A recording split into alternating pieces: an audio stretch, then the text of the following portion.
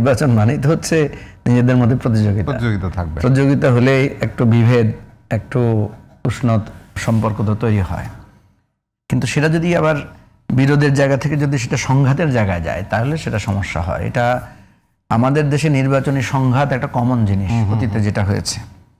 তাই এবারের নির্বাচনটা যেটা আমি দেখি আর কি, আমি দেখি এবারের নির্বাচনটা কিন্তু বাবুল ভাই সাথে কথা হচ্ছিল, উনি এলাকা থেকে আসছেন। এবারের নির্বাচন কিন্তু প্রতিশ্রুতি এই করব সেই করব এটার কারণে মানুষ ভোট দিবে এটা আমার মনে হয় না।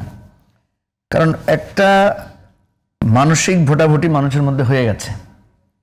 এখন মানুষ ভোট দেওয়ার চিন্তাটা করবে যে রাষ্ট্রটা যাতে আগের মতো আর সে জায়গায় না যায়, এটাই হচ্ছে মানুষের কাছে প্রধান চাওয়া। আমাদের দেশে দেখেন, আমাদের যে অবকাঠামোটা আছে, আমাদের প্রশাসনিক অবকাঠামো আছে, উন্নয়নের অবকাঠামো যেগুলো আছে, এগুলো কিন্তু নর্মালি কাজ করে ভালোভাবে। এগুলো ভালোভাবে কাজ করতে পারে না কেন? দুর্নীতির কারণে করতে পারে না, দলবাজির কারণে করতে পারে না, নানা ধরনের সংকটের কারণে, অব্যবস্থাপনা, মানে প্রশাসনিক দুর্বলতার কারণে হয় না। মানুষ আসলে কি চায়? মানুষ আসলে চাচ্ছে যে এই আগের যুগটা আর না চলুক। এখন এই আগের যুগ না চলার পেছনে যারা এখন ভোটে থাকবে তাদের মধ্যে যদি দেখা যায় যে একটা ওই ফোকাস না হয়ে ব্যক্তিগত ফোকাস, ব্যক্তিগত একে অপরের প্রতি সংঘাত, একে অপরের সাথে, তাহলে কিন্তু নির্বাচনটা একটু ক্ষতিগ্রস্ত হবে।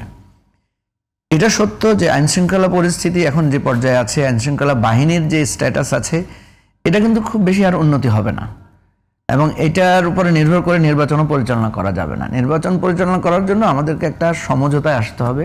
সেই সমঝোতাটা হচ্ছে যে জিতলে কে জিতবে, ধরেন আমরা যারা গণ অভ্যুত্থানের শক্তি আছি তাদের মধ্যে থেকে তো কেউ জিতবে, আর হারলে কে হারবে?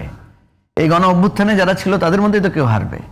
এই দুই পক্ষই কিন্তু বিগত দিনে হারা অবস্থায় ছিল, মানে এদের অধিকার ছিল না, এরা বঞ্চিত ছিল, এরা লাঞ্ছিত ছিল। এখন এই আলোচনাটা খোলামেলা নিজেদের মধ্যে করা দরকার, যেটা আমি প্রধান উপদেষ্টাকে পরামর্শ দিয়েছি, উনি কিন্তু এটা সিরিয়াসলি নিয়েছেন, করবেন কিনা আমি জানি না।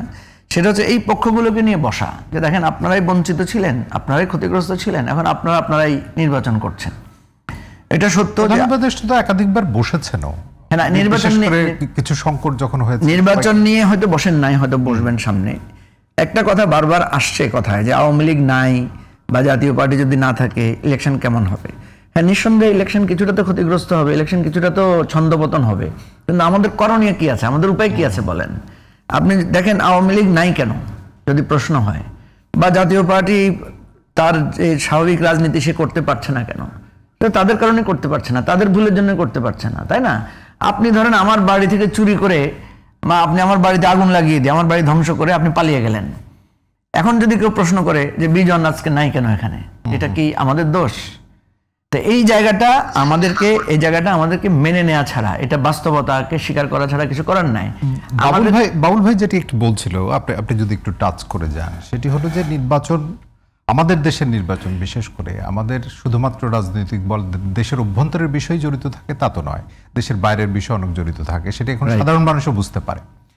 বিশেষ করে শেখ হাসিনার রায়ের পরে আপনি যদি অ্যামনেস্টি ইন্টারন্যাশনালের কথাও ধরেন, রায়টা নিশ্চয়ই সবাই সন্তুষ্ট এবং আমার মনে হয় ন্যায় বিচার প্রতিষ্ঠিত হয়েছে, কিন্তু সেটি কোনো বহির্শক্তি, মানে সরাসরি যদি এভাবে বলা যায়, তার কোনো প্রভাব এই নির্বাচনে আপনি থাকবে বলে মনে করেন? দেখেন, অ্যামনেস্টির মেইন কনসার্নটা ছিল ফাঁসি, তারা মৃত্যুদণ্ড বিরুদ্ধে, এটা তাদের স্থায়ী পজিশন, এটা সবসময় তারা করেছে।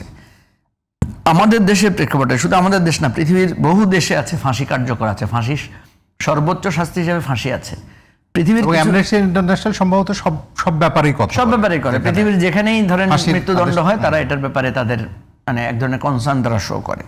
দ্বিতীয় যেটা কনসার্ন হচ্ছে মানে আসামি অনুপস্থিত থাকা অবস্থায় বিচার কার্য, আসামি অনুপস্থিত থাকলে বিচার কার্য একপক্ষীয় বিচার কার্য হয়, এটা আমরা জানি। এখানে আমরা যেটা দেখেছি যে এখানে চেষ্টা করা হয়েছে এই বিচারটাকে যথাসম্ভব মানুষের সামনে তুলে ধরে মানুষের কনসার্নটাকে মানে অ্যাকোমোডেট করার জন্য। ফলে আপনি দেখবেন যে একটা অ্যাবসেন্টে বিচার হলেও মানুষের এটার প্রতি আগ্রহ ছিল, এবং প্রত্যেকটা জায়গায় যে রায়টা দেওয়া হচ্ছে সেখানে কিন্তু ভেঙে ভেঙে পরিষ্কার করে বলা হয়েছে কি কি কারণে এই অপরাধটা প্রমাণিত হয়েছে, কি কি জায়গা থেকে ওনারা এটার এভিডেন্স পেয়েছেন এবং কিসের ভিত্তিতে ওনারা রায়টা দিয়েছেন। এখন আসামি যদি পালিয়ে যায়, আসামি যদি না থাকে, এটা তো আমাদের আইনেই আছে, আপনার কিছু করার নাই। আসামি পালিয়ে যায় কখন? যখন পালিয়ে যায়, তার যখন ডিফেন্স থাকে না, সে যখন নিজেই নিজেকে মনে করে যে সে দোষী, তখনই তো সে সাধারণত পালিয়ে যায়। এখন তারপরে তো সুযোগ আছে, তারপরে তো ধরেন তার সারেন্ডার করে তার এখানে আপিল করার, তার এখানে আইনগত যা যা যুক্তিতর্ক তুলে ধরার সেখানে তো সুযোগ আছে। ফলে আমি যেটা মনে করি যে এই বিচারের কোনো প্রভাব আমাদের ভোটে পড়বে না, বরং আমি যেটা মনে করি যে বিএনপির এবং জামাতের মধ্যে বা আরো অন্যান্য কারোর কাছে আমরা একটা প্রবণতা দেখছি যে তারা আওয়ামী লীগের এই ভোটগুলো কাউন্ট করার চেষ্টা করছে।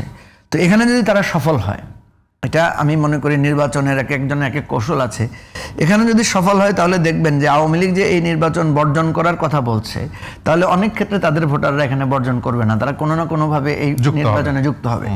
আবার তারা যদি এখানের মধ্যে আবার ষড়যন্ত্র করে, ধরুন ষড়যন্ত্র করলো যে আমরা যুক্ত হলাম, যুক্ত হয়ে আমরা বিএনপি সেজে জামাতের সাথে মারামারি করলাম, বা জামাত সেজে এসে বিএনপির সাথে মারামারি করলাম, এটা করার কিন্তু সুযোগ আছে, এটা করার সম্ভাবনাও আছে।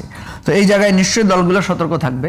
আমি যেটা মনে করি, রাজনৈতিক দলগুলো যদি এই জায়গায় মনে করে যে আমরা, যেমন আমি মনে করি এখানে বাবুল ভাই আছেন, উনি বিএনপির নেতা, বিএনপির দায়টা এখানে বেশি, দায়িত্বটা বেশি। কারণ আমাকে কালকে একজন সাংবাদিক জিজ্ঞেস করেছিল নির্বাচনের ফলাফল কি হবে, আমি যে ফলাফল যাই হোক প্রধান প্রতিদ্বন্দ্বী হবে বিএনপি, ঠিক আছে, এটা অন্তত আমি লিখিতভাবে একদম নিশ্চিত বলতে পারি। বিএনপি ক্ষমতায় আসবে কি আসবে না আমি সেটা না বললেও আমি বলতে পারি যে বিএনপি হবে এখানে প্রধান প্রতিদ্বন্দ্বী। তাহলে প্রধান প্রতিদ্বন্দ্বী যে, তার কিন্তু এখানে দায়টা, তার দায়িত্বটা, তার এটা এখানে বেশি। সে বেশিটা কি, ধরেন মারামারি কি কারণে হয়, সেই জিনিসগুলো অ্যাভয়েড করলে হয়। একই দিনে একই জায়গায় সমাবেশ না দিলে, ধরেন বিএনপিও সমাবেশ দিল, একটা ছোট দলও দিল, বিএনপি বললো যে ঠিক আছে ওই দিন আমরা সমাবেশ করবো না, কি ক্ষতি হবে বিএনপির? ক্ষতি তো হবে না, বরং মানে ছোট দল বলতে আপনি আসলে কোন দল, মানে যদি উদাহরণ দেন? আমি কম্পারেটিভলি বললাম, ধরুন আমার দলই ধরলেন, আমার দলের বিএনপির সাথে এখন যদি আপনি রাজনীতির মাঠে প্রতিপক্ষ বলেন বড় রকমের, তাহলে তো জামাত ইসলামী, সেটা কি আপনি ছোট দল? আমি জামাতকে ছোট দল বলছি না, জামাতের সাথে তো করবেই না। আমি বলছি ইভেন একটা ছোট দলের সাথেও যদি একটা মিটিং থাকে, বিএনপি যদি বলে যে আচ্ছা ঠিক আছে আমরা ওনাদেরকে অগ্রাধিকার দিলাম, তাইলে এখানে কি হবে, এখানে বড় দল হিসেবে উদারতার জায়গাটা থাকবে, গন্ডগোলটা হবে না, বরং ভোটাররা মনে করবে আরে এত বিরাট ঔদার্যের পরিচয় দিয়েছে। এই চিন্তাটা, এই মনোভাবটা যদি রাখে বড় দল, মানে আমি যদি বলি বিএনপি, একই সাথে দেখবেন এটা অন্যদের মধ্যে সংক্রমিত হবে। জামাতও চিন্তা করবে বিএনপি তো ক্রেডিট পেয়ে যাচ্ছে, তাহলে সেও সেটা প্র্যাকটিস করবে, আর বাকি দলগুলোর প্র্যাকটিস করা তো মানে অটোমেটিক্যালি সেটা ইয়ে হবে।